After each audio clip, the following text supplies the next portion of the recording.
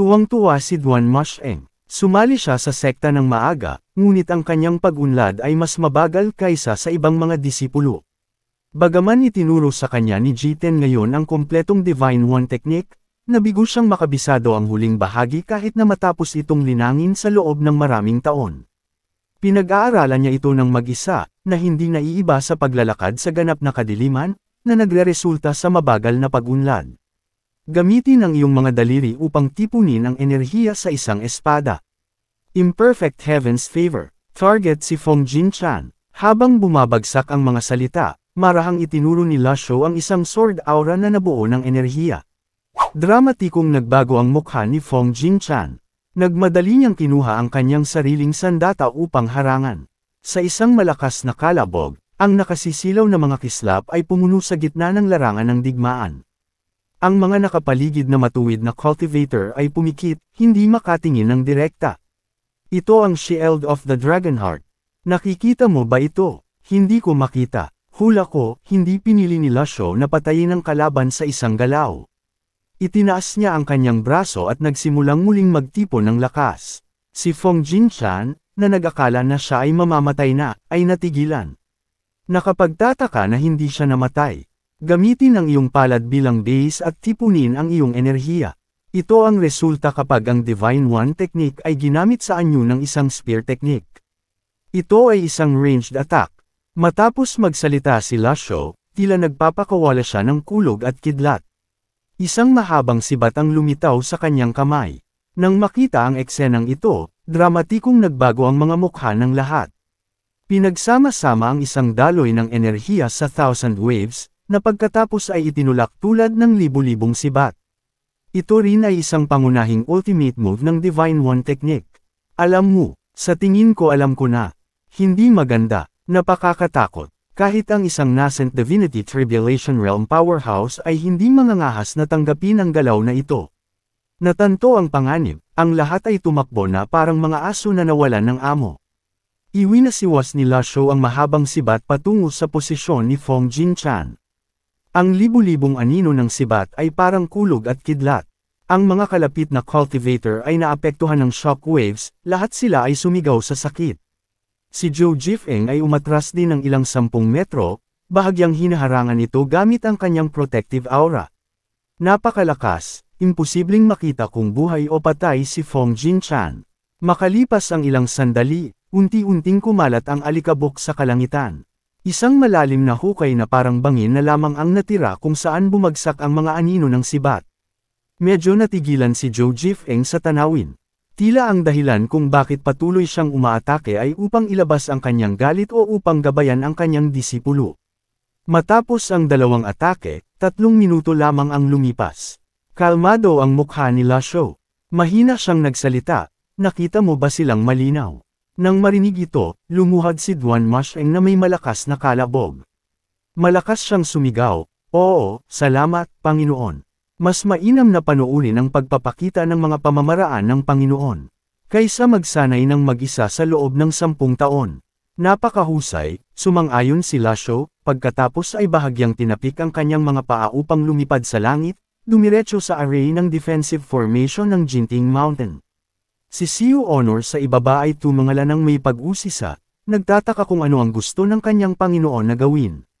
Sa sandaling ito, ang mga matuwid na cultivator ay nagkalat na parang mga ibon. Sino ang mga ngahas na manatili dito?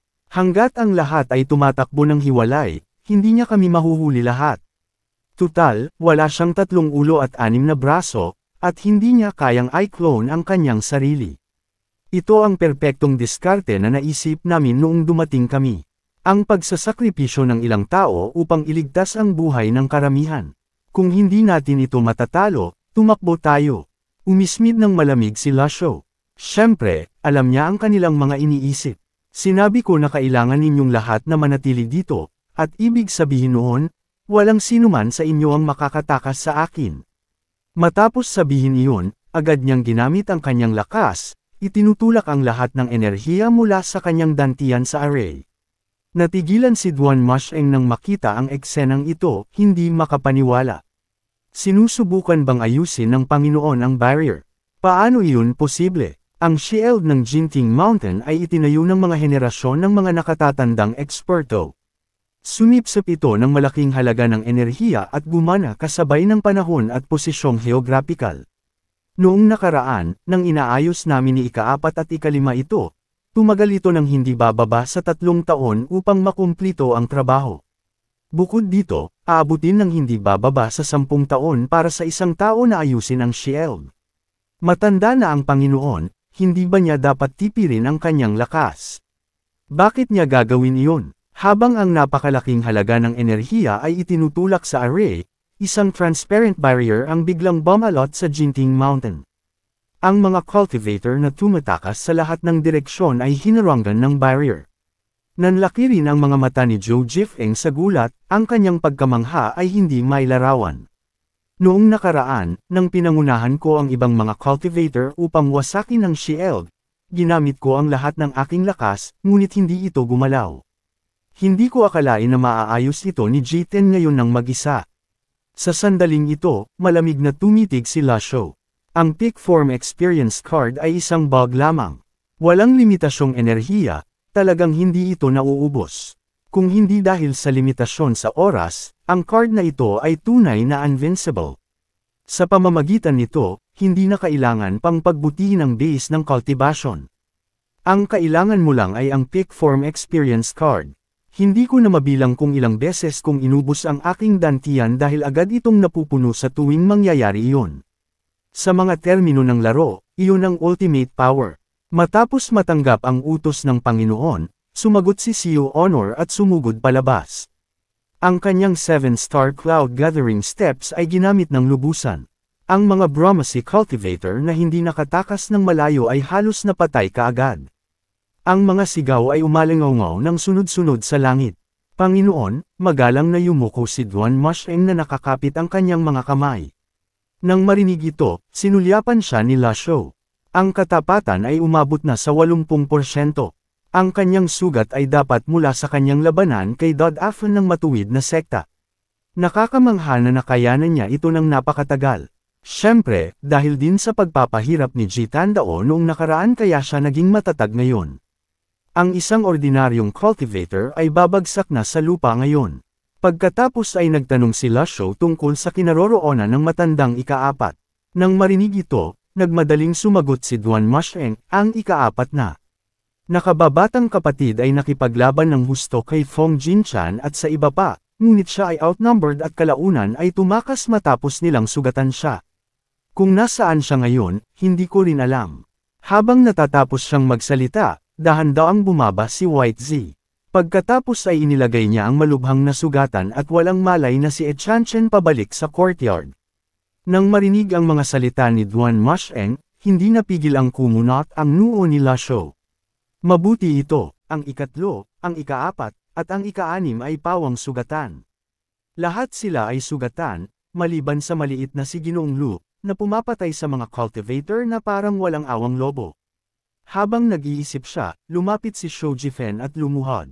Nais kong sumali sa bundok Jinting at maglingkod sa inyo. Narinig ito ni Lasho at hindi siya tinanggihan. Sa isang kumpas ng kanyang braso, nagsalita siya ng iba. Pumunta ka at tulungan si Siu Honor. Natuwa si Zhou Jifeng at agad na kinuha ang kanyang sandata, sumugod patungo sa mga tumatakas na cultivator sa paanan ng bundok. Sa sandaling iyon, natapos na ang oras ng Peak Form Experience Card. Ang maringal na enerhiya ng muster sa katawan ni Lasho ay hamupa na parang alon. Pumasok siya sa lihim na silid na may masamang ekspresyon. Ang kanyang kasalukuyang cultivation ay nasa sense condensing realm lamang. Merit points, 6,674. Natitirang buhay, 5,506 na araw. Ngayon, kailangan niyang linawin ang kanyang isipan at muling ayusin ang kanyang mga trump card. Ang huling Peak Form Experience Card ay nawala, nag-iwan lamang ng 7 pagkakataon ng Fatal Block. Kung makatagpo siya ng malakas na kaaway, maaari silang umatake ng 10 o kahit 100 beses sa isang kisap mata, kaya ang kahalagahan ng pagkakaroon ng 7 pagkakataon ay hindi gaanong malaki. Ano ang gagawin ng walang trump card? Ang numero 1 demonyo ng bundok Jinting, ilang tao ang nagmamasid ng may inggit. Sa kabutihang palad, ang harang ay naayos na. Kahit na dumating muli ang isang malakas na kaaway, ang harang ay maaaring tumagal ng 10 araw o kalahating buwan. Sa paggamit ng Peak Form Experience Card ng 2 beses ng sunod-sunod, napigilan niya ang mga Righteous Cultivator.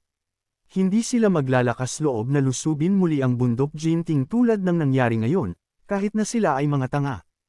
Ang mahigit 6,000 merit points ay ang ani mula sa Onion Tree. Dahil may merit point sa kamay, ang susunod na hakbang ay isipin kung paano ito gagamitin. Bagaman ang patuloy na pagbunot ng lot ay maaaring mag-ipon ng swerte, paano kung magkaroon siya ng sunod-sunod na malas? Maghintay muna tayo ng kaunti. Maghintay para kay CIU Honor at Joe Giffing na linisin ang natitirang mga cultivator at gumawa ng mga plano pagkatapos noon. Pagkatapos, nagsimulang maglibot si Lasho sa isang lihim na silid. Matagal na akong hindi nakapasok sa lihim na silid. Ang sinaunang one-sword technique, ang Tranquil Spell, ang Dalhart Sutra.